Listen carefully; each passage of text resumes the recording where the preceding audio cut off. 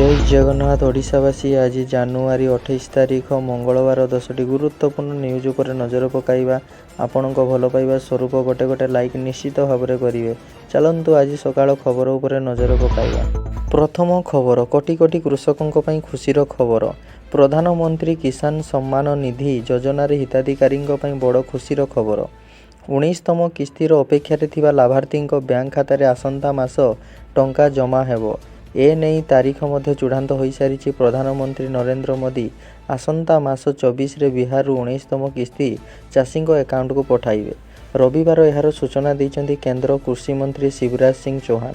यह पूर्व योजनार 18तम किस्ती अक्टोबर 5 रे महाराष्ट्र जारी करा जायतिला।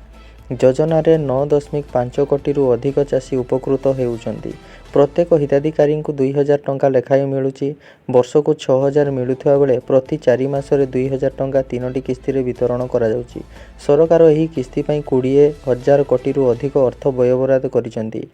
पीएम किसान योजनार उद्देश्य छोट सीमांत शिक्षकों को आर्थिक स्थिरता प्रदान करिबा। एहा द्वारा चाषी को देशर उत्पादन बढ़ाइबा पई प्रोत्साहन करिवो, निजर जीविका सुरक्षित होई पारिवो। परवर्ती खबर, प्रकाश मिश्र को मुख्यमंत्री देले बड़ दायित्व। पूर्वतन पुलिस डीजी प्रकाश मिश्र को मुख्यमंत्री उपदेष्टा भाव नियुक्ति दि जाइछि।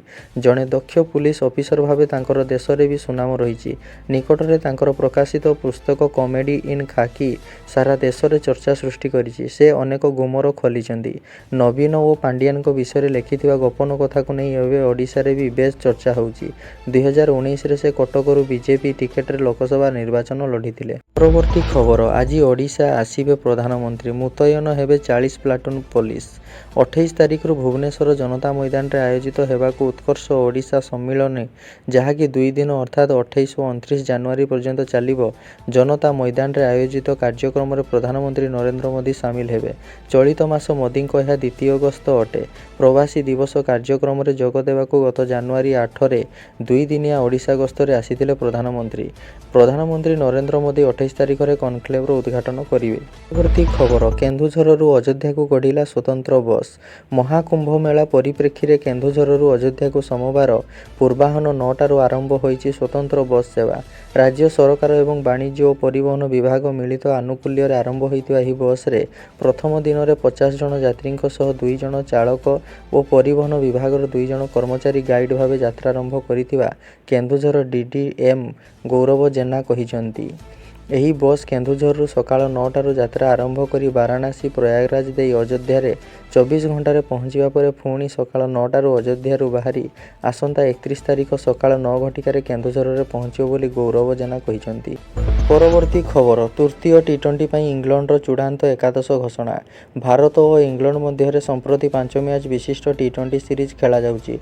प्रथम 2टी टी20 जीति भारतीय दल सीरीज 2-0 रे आगुआ रही। तृतीय मैच आज राजकोट निरंजन साहा स्टेडियम रे खेला जिवो।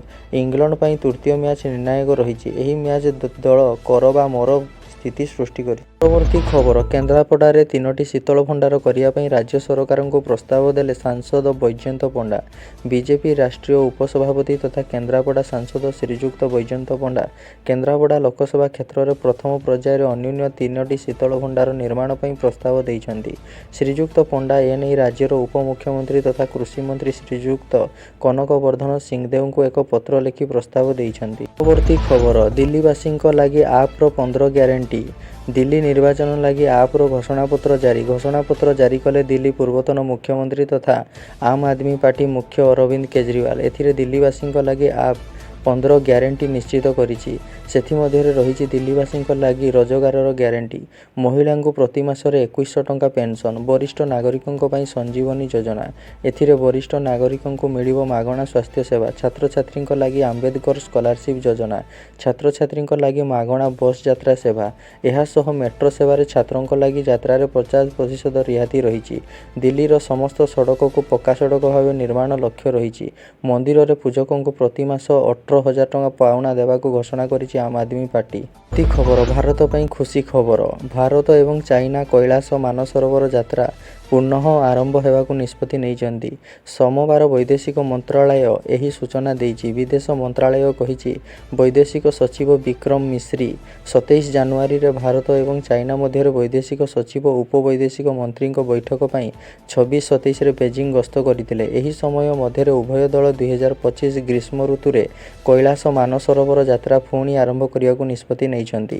ଏହି ଯାତ୍ରା 2020ରୁ ବନ୍ଦ ଥିଲା। ବୈଦେଶିକ ସଚିବ ବିକ୍ରମ ମିଶ୍ରି ଏବଂ ଚାଇନା ବୈଦେଶିକ ମନ୍ତ୍ରୀ ୱାଙ୍ଗ୍ ୟିଙ୍କ ମଧ୍ୟରେ ହୋଇଥିବା ବୈଠକରେ ଏହାକୁ ପୁନଃ ଆରମ୍ଭ କରିବାକୁ ନିଷ୍ପତ୍ତି ନିଆଯାଇଛି। ପରବର୍ତ୍ତୀ ଖବର ନବଜାତ ନାତିକୁ ନେଇ ମହାକୁମ୍ଭରେ ଅମିତ ଶାହା। ସ୍ୱରାଷ୍ଟ୍ର ମନ୍ତ୍ରୀ ଅମିତ ଶାହା ଓ ତାଙ୍କ ପୁଅ ତଥା ଆଇସିସି ଚେୟାରମ୍ୟାନ୍ ଜୟ ଶାହା ସୋମବାର ଦିନ ମହାକୁମ୍ଭରେ ପହଞ୍ଚିଛନ୍ତି। ମହାକୁମ୍ଭରେ ବୁଡ଼ ପକାଇଲେ କେନ୍ଦ୍ରମନ୍ତ୍ରୀ ଅମିତ ଶାହା। ବାପା ଓ ପୁଅଙ୍କ ସମେତ ସମଗ୍ର ଶାହାଙ୍କ ପରିବାର ମହାକୁମ୍ଭରେ ପବିତ୍ର ବୁଡ଼ ପକାଇବାକୁ ଆସିଛନ୍ତି। ଅମିତ ଶାହା ତାଙ୍କ ନବଜାତ ନାତିକୁ ମଧ୍ୟ ମହାକୁମ୍ଭକୁ ସାଙ୍ଗରେ ଆଣିଛନ୍ତି। ପରବର୍ତ୍ତୀ ଓ ଶେଷ ଖବର। ଏସ୍ସିବି ମେଡିକାଲର ବାସ୍ତବ ଚିତ୍ର। ନିଜ ଦୋଷ ଖସାଇବାକୁ କହିଛନ୍ତି ରୋଗୀଙ୍କ ସଂଖ୍ୟା ବଢ଼ୁଥିବାରୁ ଚାପ ବଢ଼ୁଛି। ବିଶ୍ୱସ୍ତରୀୟ ହସ୍ପିଟାଲ ପାଇଁ ପ୍ରସ୍ତୁତ ହେଉଥିବା ଏସ୍ସିବି ମେଡିକାଲର ବାସ୍ତବ ଚିତ୍ର। ହସ୍ପିଟାଲ ବେଡ୍ରେ ରୋଗୀ ଶୋଇଛନ୍ତି, ଆଉ ରୋଗୀଙ୍କ ପାଇଁ ଲାଗିଥିବା ସାଲାଇନ୍ ବୋତଲ ନିଜ ପାଇଁ ସାହାରା ଖୋଜୁଛି। ବେଡ୍ରେ ବାଡ଼ ନଥିବାରୁ ସାଲାଇନ୍ ବୋତଲ ସୂତାରେ ଝୁଲୁଛି। ସୂତା ଛିଡ଼ିଲେ ରୋଗୀର ଜୀବନ ପ୍ରତି ବିପଦ। ଏସ୍ସିବିର ସର୍ଜରୀ ୱାର୍ଡ ଭିତରେ ଦେଖିବାକୁ ମିଳିଛି ଏଭଳି ଅବ୍ୟବସ୍ଥା।